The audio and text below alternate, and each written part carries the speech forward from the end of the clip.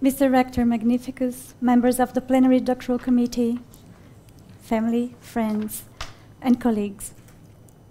This afternoon, I'm presenting my PhD thesis entitled Critical Learning Episodes in the Evolution of Business Startups, Business Incubators in Southeastern Brazil.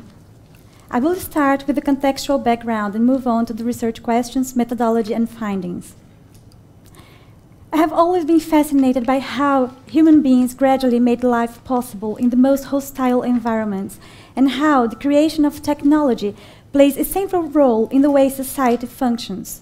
However, I'm aware of the inequalities that technological development can generate. As a social and organizational psychologist, I started asking myself, how can those in the disadvantaged side of the equation deploy their creative capacity to innovate and improve their lives? Furthermore, I wanted to explore the process through which individuals can have an impact on organizations. Hence, this was my main drive to focus on entrepreneurial learning in business startups. Business startups are an alternative to employment for oneself and others. They are also small and fast enough to create and try out new ideas. They can provide resources to local needs and connect the local to the regional and higher levels.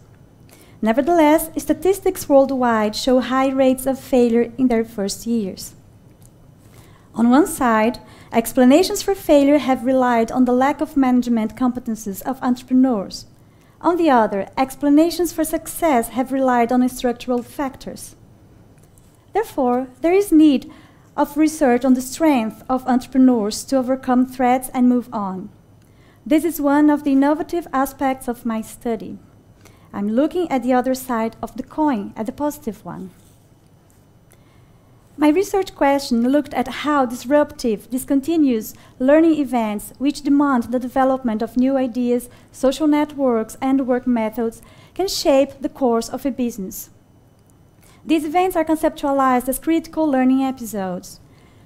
The conceptual framework combines contributions from evolutionary economics, resource-based theory of the firm, and learning theory from cognitive behavioral psychology. The main dimension that I looked at is the strategies entrepreneurs apply to acquire or create new resources. These learning strategies are of three main types. First, cognitive learning strategies refer to the mental processing of information gathered from the environment by the learner. They can be strategies of intrinsic reflection, extrinsic reflection, and reproduction. Second, behavioral learning strategies refer to seeking for help in written material, to interpersonal and interorganizational help seeking through networking, and to learning by doing. And third, self-regulatory strategies are metacognitions applied by the entrepreneur to monitor and control one's own learning process. They are reflected in emotion control, motivation control, and comprehension monitoring of the learning activities. Both primary and secondary data were collected for the research. I conducted 43 retrospective interviews with the entrepreneurs, where they narrated events perceived as the most critical in the storyline of their business. These interviews account for the core of this thesis. Additional interviews with support institutions and secondary data from websites, reports, and databases provided broader contextual and institutional information. These startups were linked to business incubators in the São Paulo and Minas Gerais states. Why business incubators? Incubators support firms in their first years of operation, especially through services of entrepreneurial training and consultancies. Incubators, therefore, are a learning environment designed for startups. To analyze the narratives of entrepreneurs, I applied mixed methods in an interactional way, so that the results of one phase of analysis generated inputs to the next. Having presented the background and methodology, I now move on to my findings. They are divided in two main phases, corresponding to each empirical chapter. The first set of results identified and described the critical learning episodes. The second examined the revolutionary pathways that would cluster startups. In phase one, entrepreneurs' narratives were codified according to the conceptual framework. This way, the elements of each critical learning episode were identified and organized as discrete events, totalizing 207 episodes. These episodes were categorized according to their triggers. The final typology shows 5 main categories, organized here from the most frequent to the least. Entry and survival in the market has 3 dimensions: entering a well-established market, entering or creating a new market niche, and surviving threats. Production-related issues include access and relationship with suppliers, access to technology, access to investment capital, labor issues, and regulation issues. Entrepreneur-specific issues refer to decisions by entrepreneurs that trigger critical learning episodes. Managerial issues include joint venture breakdowns, lack of working capital, and other episodes that reflected management-related triggers. And finally, a few other triggers not covered by the other categories.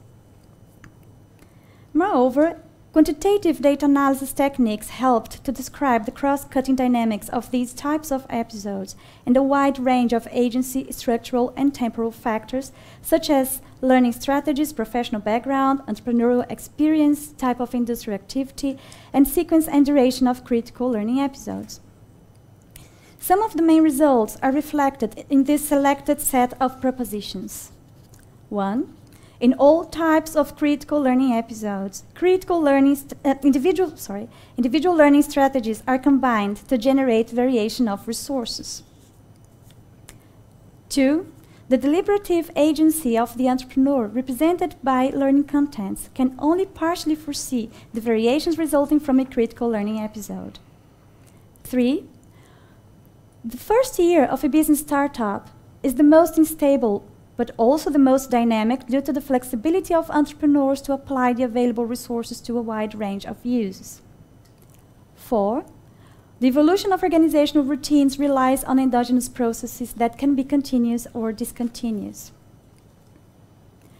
Once the internal dynamics of critical learning episodes as discrete events were investigated, the next phase of analysis aimed at identifying relationships between these episodes that would explain the evolution of startups. Conceptual ordering was applied to the narratives, taking the relationships between critical learning episodes as the ordering factor. The dimension that emerged from this analysis was the resource base of the firm. Resource base was defined as the arrangement of interconnected resources that provides an array of specific services to the firm and shapes the firm's interaction with the environment. It was observed that while some firms stick to the core product or service since the beginning, others create alternative products or services, either to deploy a business opportunity or to survive. 5 typical pathways were found. Pathway 1 is formed by startups that could directly start the production of the core product or service. A linear model of startup development and aggregates to 54% of the cases. Possession of technology for production and embeddedness in a specific market and institutional networks are key factors, whereas Pathway 2 is the only one formed exclusively by high R&D intensive startups, depending fully on investment capital to develop highly technological products. Pathway 3 is characterized by similar resource bases between core and secondary products and services, so that entering the market with this secondary product corresponds with establishing business networks with suppliers, buyers, or other actors for the core product too. Pathway 4 clusters startups with independent or complementary products or services that create spin-offs. Since core and spin-off businesses have direct resource bases, they run in parallel structures, creating a situation almost as if there were 2 core products or services. And lastly, Pathway 5 is characterized by parallel efforts to develop 2 incompatible resource bases, so that the secondary product or service takes over the startup resources that will be used to develop the core. The interpretation of these pathways led to a series of propositions, some of which I illustrate here. 1. Experience in the field, access to technology, and a favorable institutional environment are the greatest facilitators of the linear evolution of business startups. 2. Exclusive dependence on R&D grants affects the pace of product development negatively, due to the long time spent on procedures and the consequent delayed contact with the market. And finally, 3, the concomitant development of core and secondary products and services with different resource bases is possible through business partnerships to create spin-offs, since a business startup alone cannot bear these costs. Coming to the end of my exposition, a question arises. What conclusions can we draw from this research? In a nutshell, this thesis investigated the micro-foundations of the theory of the firm, explaining the internal organization of business startups, the origin of first routines, and exploring the nexus entrepreneur, firm, networks, market, institutions. Some of the main contributions of this study can be summarized as follows. First and foremost, the formation of boundaries and internal organization of firms can be explained through learning-based processes.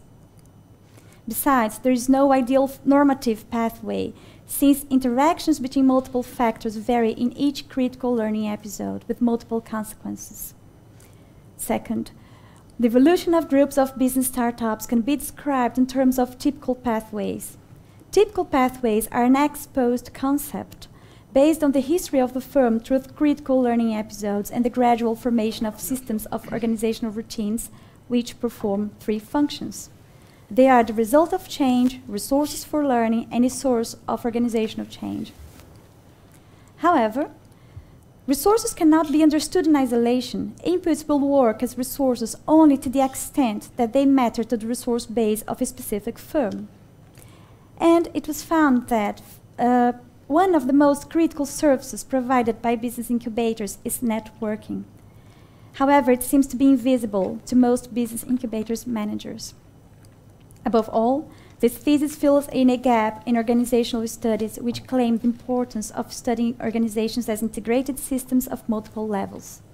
And it shows how organizational studies can benefit from interactions between qualitative and quantitative methods. Over and above, the contribution of this research, which skimmed the potential of a comprehensive field of studies on the formation and evolution of firms, paves the way for future studies that could consider testing the generalization of these results with comparative studies. Importantly, the expansion of this analytical framework could include, for instance, growth and financial indicators, and the realization of follow-up research using longitudinal case studies. Key concepts and the relevance of this study for business startups and business development services are available at my thesis website. Thank you. Thank you.